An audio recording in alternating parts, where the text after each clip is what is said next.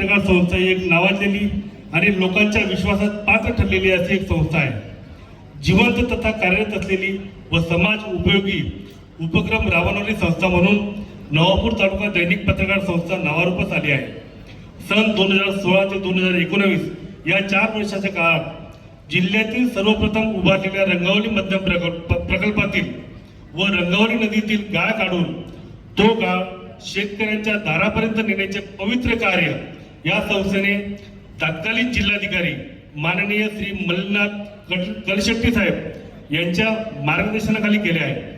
1200 hectare पेक्षा जास्त काळ काढून धरणातील पाण्याची साठवणूक क्षमतेत सुधारणा घडवून आणण्याचे काम या संस्थेने केलेले आहे। स्वातंत्र्याचा अमृत महोत्सव देश पातळीवर मोठ्या उत्साहात विविध कार्यक्रमांनी साजरा करण्यात आला।